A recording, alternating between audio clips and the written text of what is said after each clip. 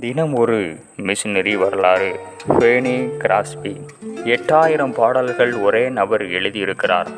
அவரோ கண் பார்வையற்றவர்.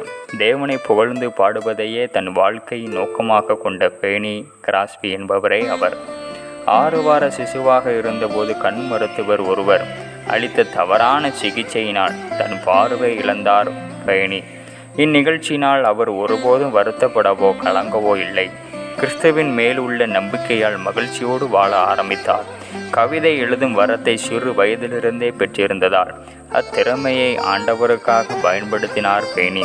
பள்ளி ஒன்றில் ஆசிரியையாக பணியாற்றி கொண்டே பாடல்கள் எழுத ஆரம்பித்தார்.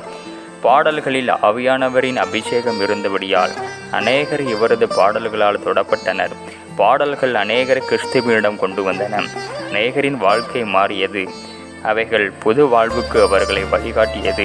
19ஆம் நூற்றாண்டின் இறுதியில் புகழ்பெற்ற ஆராதனை ஊழியராக விளங்கிய இவரது பாடல்கள் பாடப்படாத கூட்டங்களும் ஆராதனைகளும் இல்லை என்றே சொல்லலாம்.